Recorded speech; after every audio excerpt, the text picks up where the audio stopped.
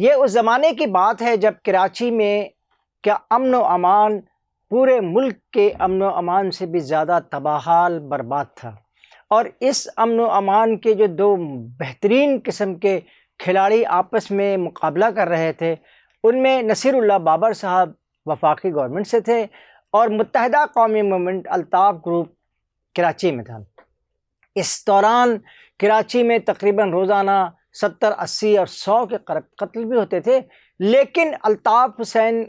اس وقت کراچی میں نہیں تھے، وہ لندن میں تھے، اور وہاں سے ان کو کارکنان کو اپنی ہدایت کے دیتے ہیں۔ حالات اس قدر خراب تھے کہ شہر کے تمامی اداروں، خاص طور پہ نجی اور سرکاری اداروں کے سربراہ جو تھے، وہ اپنے گھروں سے ہی اپنے دفتروں کو ہینڈل کرتے تھے، اور اس پوری صورتحال میں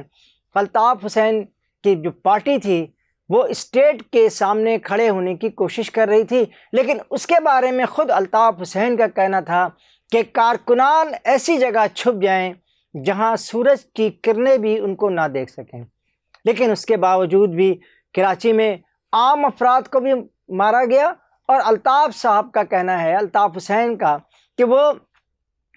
شہر میں تقریباً 30 سے 35 ہزار لڑکوں کو اٹھا کر کے غائب کر دیا گیا ہے۔ خیر، یہ غائب کرنے کی کہانی صرف پاکستان کی نہیں ہے، پوری دنیا میں ہی شاید اس طرح کی کوئی پریکٹس کی جاتی ہے۔ اس میں کوئی کسی کا نہ قصور ہوتا ہے، نہ کوئی دوست ہوتا ہے، نہ بس ہر وقت یہی کہا جاتا ہے کہ وہ بے قصور اٹھا لیا۔ لیکن اس بات پہ بھی میرا یقین ہے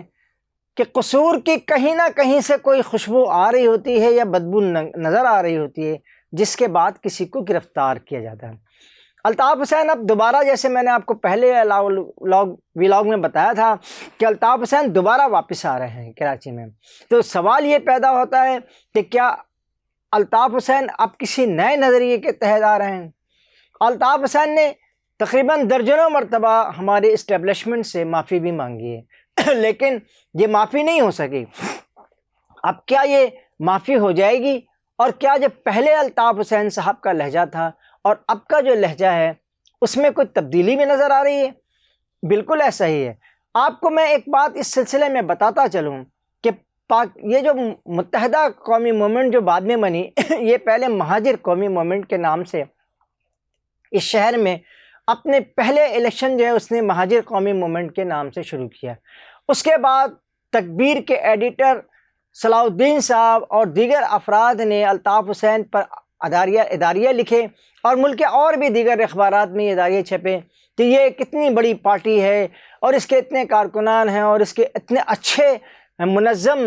جد و جہد ہے، لہٰذا انہیں چاہیے کہ یہ متحدہ قومی موومنٹ کے نام سے مہاجروں کے لیے بھی کام کریں۔ لیکن نہ یہ کام مہاجروں کے لیے ہونا تھا، نہ ہی ہوا ہے، بلکہ آج اس کا رزلٹ یہ آیا کہ آج پورے گورنمنٹ آف سندھ میں مہاجروں کو کے جو افسران ہیں یا مہاجر جو ملازمین ہیں ان کو آپ صرف دیکھ سکتے ہیں، شاید کوئی اکا دکا انہوں نے برکت کے لیے رکھا ہوا ہوگا۔ لیکن اصل میں الطاف حسین نے 8 اکتوبر 88 میں جو یہاں پہ نشتر پارک میں موسلا دھار بارش کے دوران جو خطاب کیا ہے نا، اس میں انہوں نے 3 نکات بتائے تھے۔ پہلا نکتہ یہ تھا، اور بہت اہم نکتہ تھا، کہ جناب مہاجر قومیت کی جو ہے نا پہچان ہمیں دی جائے۔ دوسرا مطالبہ یہ تھا کہ جناب یہ کوٹا سسٹم جو آج بھی نافذ ہے، بلکہ میں آپ کو یہ بات بتاتا چلوں کہ یہ کوٹا سسٹم جو پاکستان کراچی میں سندھ میں موجود ہے، اس کوٹے پر بھی اندرون سندھ سے لوگوں کو لا کر کے نوکریاں بھی دی جا رہی ہیں، اور اچھے اچھے تعلیمی اداروں میں ان کو داخلہ بھی دیا جا رہا ہے۔ کوٹا سسٹم کو ختم کیا جائے۔ اور تیسرا جو تھا کہ وہ جو مشرقی پاکستان میں بہاری لوگ ہیں اور جنہوں نے بنگلہ دیش کو تسلیم کرنے سے انکار کر دیا تھا، ان کو بلایا جائے۔ اب یہ 3 مطالبات ہی اہم، سب سے امپورٹنٹ اور سب سے اہم نکات ہے۔ اس کے علاوہ متحدہ کا کوئی بھی موومنٹ، متحدہ قومی موومنٹ کا یا مہاجر قومی موومنٹ کا اور کوئی مطالبہ نہیں تھا۔ لیکن جب پیپلز پارٹی کے دور میں جب بے نظیر صاحبہ آئیں، پیپلز پارٹی نے جو ہے وہ اچھی کچھ سیٹیں جیتیں، اس کے بعد متحدہ قومی موومنٹ اور مولانا فضل الرحمان صاحب کی پارٹی کو اتحاد بنا کر کے اپنی گورنمنٹ بنائی، تو اس وقت سب سے پہلے جو ہے وہ متحدہ قومی موومنٹ کے لوگ، یعنی متحدہ قومی موومنٹ اور الطاف حسین کی پارٹی بے نظیر کی حکومت میں شامل ہوئی۔ لیکن سوال یہی پیدا ہوتا ہے کہ جب اس حکومت کے دوران اس سے پہلے ایک مذاکرات بھی ہوئے بے نظیر کی پارٹی کے لوگوں کے ساتھ، ان مذاکرات میں وہ تینوں مطالبات جس کی بنیاد پر مہاجر قومی موومنٹ بنی تھی وہ دوبارہ ہی ختم کر دی گئی، اور اس کا کوئی ایک مطالبہ بھی اس مذاکرات کی ٹیم میں اور اس کی جو لسٹ بنائی گئی کہ یہ چیزیں ہوں گی اور یہ کام ہوگا، کیونکہ اس پر بھی عمل نہیں ہوا۔ یہ ساری صورتحال ایک بتاتی ہے کہ جو متحدہ قومی موومنٹ یا ہماری جو یا مہاجر قومی موومنٹ کے دور میں جو کراچی کے جو مہاجر اور اردو بولنے والے خاص طور پہ ان کو جو ہے نہ صرف نظر، آج بھی ایسے ہی ہے، آپ بھی جا کے دیکھ سکتے ہیں، اب تو یہ بات کچھ ڈھکی چھپی تو ہے نہیں، ہر جگہ اسی طرح کی صورتحال ہے۔ تو یہ وہ نظریہ تھا جس کے تحت الطاف حسین صاحب جو ہے وہ حکمران یہاں پر آئے، اور انہوں نے پہلے مہاجر قومی موومنٹ کی حیثیت سے جو ہے پیپلز پارٹی سے اتحاد کیا، پھر سی او پی بنی، پھر اس کے بعد جو ہے یہ نون لیگ کے ساتھ شامل ہوئے، نون لیگ کے ساتھ اچھا ہوتا یہ تھا کہ جس پارٹی کے ساتھ بھی یہ ہماری متحدہ قومی موومنٹ شامل ہوتی تھی ان کا کچھ دن تک تو ہنی مون چلتا رہتا تھا، لیکن اس کے بعد نہ ہنی رہتا تھا نہ مون رہتا تھا، دونوں ہی ڈارک ہو جاتے تھے، اور کراچی کا امن و امان کی صورتحال انتہائی تباہ کن ہی نہیں، بدترین تباہ کن کی صورتحال سے دو چار تھے۔ پھر ہوا یوں کہ الطاف حسین صاحب نے پریس کلب میں ان کے لیے کوئی یہاں پہ ان کے مطالبات کے حق میں ایک دھرنا دیا گیا تھا، تو اس دھرنے میں کچھ نوک جھوک بھی ہوئی، لیکن الطاف حسین صاحب روزانہ اس دھرنے سے خطاب کیا کرتے تھے۔ اس دوران انہوں نے کوئی پاکستان کے بارے میں اور فوج کے بارے میں اور اسٹیٹ کے بارے میں کچھ ایسے کلمات کہے جس کی وجہ سے ہر چیز بند ہو گئی،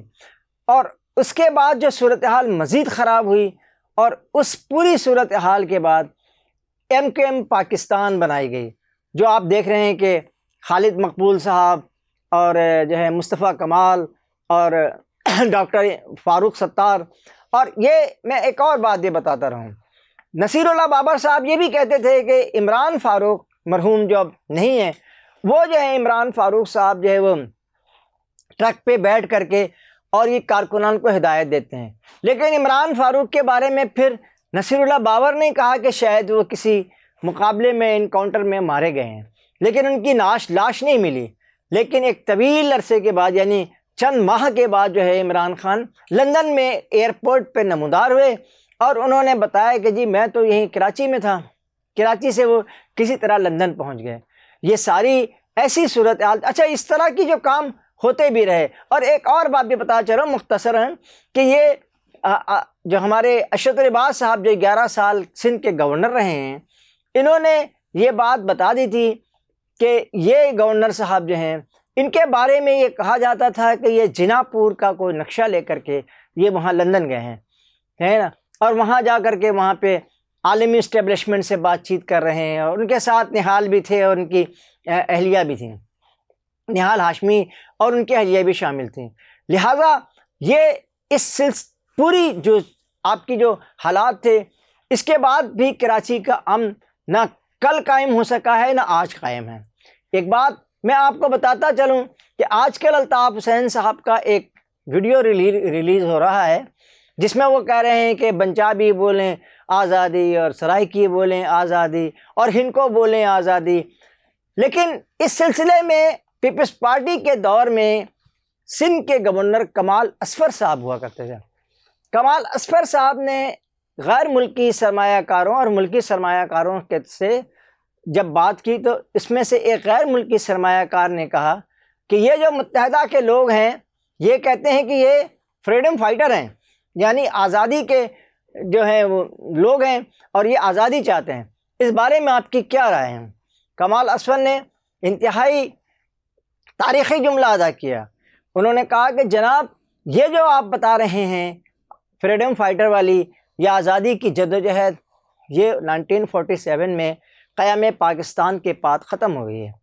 اب دیکھنا یہ کہ الطاف حسین اب جب تشریف لا رہے ہیں کراچی میں، اور اس کی کراچی میں آنے کی وجوہات بھی کچھ عجیب سی ہیں کہ کراچی میں تو پہلے بھی جماعت اسلامی اور